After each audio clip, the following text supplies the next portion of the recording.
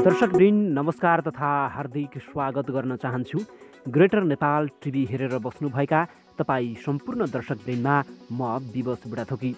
आज हामी प्रस्तुत गर्दैछौँ नेपाल भारतभन्दा के कुरामा अगाडि रहेको छ त। भारतीयहरूले नेपाल भारतभन्दा धेरै पछाडि छ भनिरहँदा आज हामीले चाहिँ नेपाल भारतभन्दा के कुरामा अगाडि छ यो बारेमा छलफल गर्दैछौँ।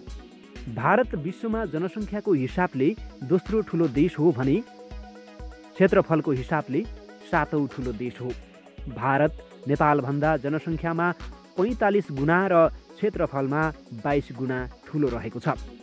कुल ग्रास्त उत्पादनको हिसाबले भारतको अर्थतन्त्र विश्वमा 5औं ठुलो मानिन्छ भने जबकि नेपालको अर्थतन्त्र विश्वको तथ्याङ्क अनुसार 98औं स्थानमा पर्दछ। यति हुँदाहुँदै पनि नेपाल भारतभन्दा कयौं कुरामा अगाडि रहेको छ। ती मध्येको केही तथ्यहरू यस्ता रहेका छन्। नम्बर 1, औसत आयु। संयुक्त राष्ट्रसङ्घको मानव विकास सूचाङ्क अनुसार नागरिकको औसत आयुमा नेपाल भारतभन्दा अगाडि रहेको छ। मानव विकास सूचाङ्क 2019 अनुसार नेपालको औसत आयु 70.5 वर्ष रहेको छ भने भारतीयको औसत आयु 69.4% रहेको छ। नम्बर 2, शौचालय प्रयोग। भारतमा शौचालय निर्माणलाई मोदी सरकारले अभियानकै रूपमा सञ्चालन गरेको छ। प्रधानमन्त्री मोदीको यो अभियानलाई सहयोग पुर्याउन अक्षय कुमारले टोयलेट एक प्रेम कथा नामक फिल्म नै खेले। यति हुँदाहुँदै पनि नागरिकको शौचालयसम्मको पहुँचमा नेपालले भारतलाई पछि पारेको छ। नेपालमा शौचालयसम्म पहुँच हुने जनसङ्ख्याको प्रतिशत 49.3% पुगेको छ जबकि भारतमा यो प्रतिशत 89% मात्रै रहेको छ। हुन त नेपालले पनि शौचालयसम्मको पहुँच बढाउन शौचालय निर्माणमा अनुदानको व्यवस्था गरेको छ। त्यति मात्र नभएर वृद्ध भत्ता, एकल महिला भत्ता जस्ता सामाजिक सुरक्षा भत्ता लिन पनि घरमा अनिवार्य शौचालय बनाउनु पर्ने शर्त राखिएको छ। त्यसै कारण पनि नेपालमा शौचालय निर्माणले गति लिन पुगेको हो। नम्बर 3, देशको प्राचीनता। पौराणिक राजा भारतको राज्य सत्ता र राज्य क्षेत्र भनेर अर्थ्याउँदा यसको इतिहास निकै पुरानो देखिन्छ। तर खासमा हालको भारत सन् 1947 को अगस्त 15 मा मात्र अस्तित्वमा आएको हो। त्यसअघि यो अङ्ग्रेज साम्राज्य अन्तर्गत रहेको थियो। अङ्ग्रेजले कब्जा जमाउनु अघि हालको भारतीय भूमिमा करिब 600 भन्दा बढी स्वतन्त्र राज्यहरू थिए। उनीहरूको बीचको आपसमा शत्रुतापूर्ण सम्बन्ध थियो र बेला बेलामा लडाईँ भइरहन्थ्यो। आपसी शत्रुताको फाइदा अङ्ग्रेजहरूले उठाएका थिए। नेपाल शब्द पौराणिक कालभन्दा पनि अघि बौद्धिक कालदेखि नै प्रचलनमा थियो। तर आधुनिक नेपाल राज्य राजा पृथ्वीनारायण शाहले सुरु गरेको एकीकरण अभियान सफल भएसँगै अस्तित्वमा आएको हो। नेपाल अङ्ग्रेज युद्धपछि भएको सुगौली सन्धिमा नेपालका राजा र इस्ट इन्डिया कम्पनीको बीचमा चिरस्थायी शान्ति र मैत्री सन्धि कायम रहनेछ भनेर उल्लेख गरिएको छ। यो सन्धिमा नेपालले 4 मार्च 1816 मा हस्ताक्षर गरेको थियो। यसलाई मात्रै आधार मान्ने हो भने पनि नेपाल भारतभन्दा धेरै पुरानो देश भएको पुष्टि हुन्छ। विभिन्न ऐतिहासिक तथ्यहरूले नेपाल देशको प्राचीनतालाई बौद्धिक कालसम्म अर्थ्याउँछन्। सबैभन्दा पहिले नेपाल शब्दको उल्लेख अर्थवेदमा भएको पाइन्छ। ईसापूर्व 370 मा जन्मेका मानिएका आचार्य चाणक्यको अर्थशास्त्रमा पनि नेपाल राज्यको उल्लेख पाइन्छ। तक्षशिलाका आचार्य उनी मगध राज्यसँग सम्बन्ध राख्दथे। मगध राज्य हाल भारतीय भूमिमा पर्छ। चाणक्यको समयमा भारत नामको देशको कहीँ कतै अस्तित्व थिएन। नम्बर 4, देशको स्वतन्त्रता। उपनिवेश थियो भारत जबकि नेपाल सधैँ नै स्वतन्त्र रह्यो। हालको भारतीय भूमि लामो समयसम्म ब्रिटेनको उपनिवेशमा रहन बाध्य भयो। भारतीय भूमि 17औं शताब्दीको मध्यदेखि नै उपनिवेश बन्न सुरु भएको थियो।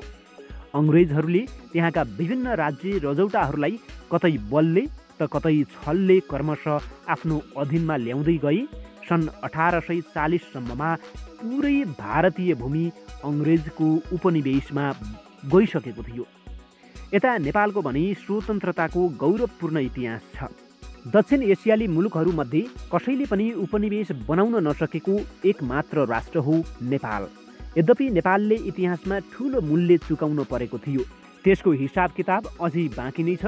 सुगौली सन्धिको नाममा नेपालले आधाभन्दा बढी क्षेत्र गुमाउनु परेको थियो, जुन भूमि अझै पनि भारतीय हुकुमतभित्र रहेको छ। नम्बर 5 मा रहेको छ जलस्रोत।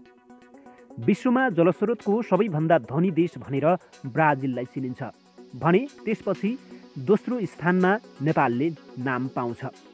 हुन त देशमा भएको कुल जनसङ्ख्याको हिसाब गर्ने हो भने ब्राजिल पहिलो नम्बरमा परेको आधारमा नेपाल 20औं नम्बरमा आउँछ। तर त्यसको कुल क्षेत्रफलको अनुपातमा हिसाब गर्ने हो भने नेपाल भारत मात्रै होइन, ब्राजिलभन्दा पनि अगाडि देखिन्छ। ब्राजिलमा प्रति वर्ग क्षेत्रफल बराबर पानीको भण्डार 97 करोड लिटर पर्छ भने भारतमा 58 करोड लिटर पर्न आउँछ। जबकि नेपालमा प्रति वर्ग किलोमिटर क्षेत्रफलमा पानीको भण्डार 4 अर्ब 33 करोड लिटर पर्न आउँछ। भारतले विश्वको कुल जनसङ्ख्याको 18% ओगटेको छ भने जलस्रोतमा जम्मा 4%, जबकि नेपालले विश्वको जनसङ्ख्याको जम्मा 0.37% मात्रै ओगटेको छ भने जलस्रोतमा 2.3% ओगटेको छ। नम्बर 6 वन जङ्गल। देशको कुल भूभागको तुलनामा वन जङ्गलले ढाकेको भूभागको कुरा गर्ने हो भने पनि यसमा भारतलाई नेपालले उछिन्छ।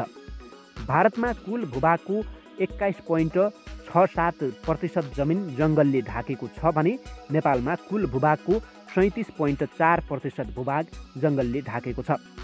वातावरणीय सन्तुलनका लागि कुल जमिनको कम्तीमा पनि 33% भूभाग जङ्गलले ढाकेको हुनुपर्छ। यो पक्षमा पनि नेपाल सफल देखिन्छ भने भारत असफल देखिन्छ। नम्बर 7 मा रहेको छ हिम शिखर। विश्वमा 8000 भन्दा अग्ला हिमालको सङ्ख्या 14 वटा रहेको छ।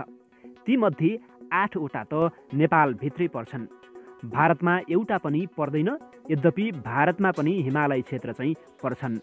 7000 माथिका हिम शिखरको कुरा गर्ने हो भने यस्ता हिम शिखरको सङ्ख्या नेपालमा 42 वटा रहेको छ, जबकि भारतमा जम्मा 37 वटा मात्र रहेका छन्। नम्बर 8 हिन्दू धर्म।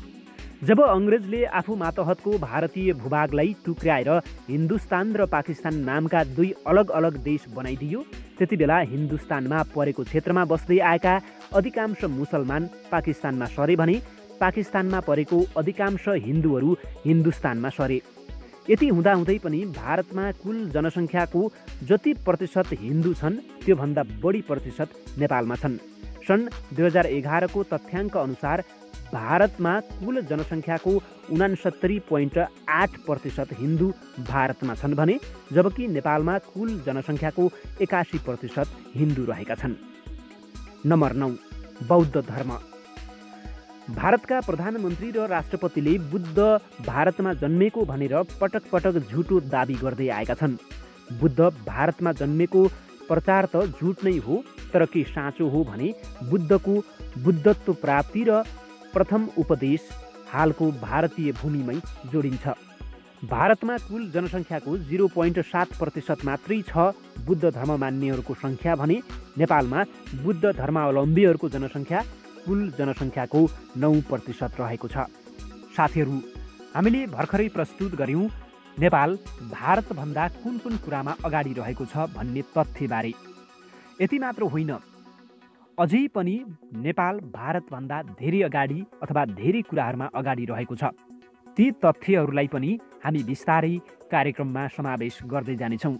आजको भिडियो तपाईँलाई कस्तो लाग्यो? मन परेको खण्डमा सेयर गरेर धेरै नेपाली समक्ष पुर्याउनु हुनेछ भन्ने आशा राख्दै यो बसाइबाट मलाई आज्ञा दिनुहोस्।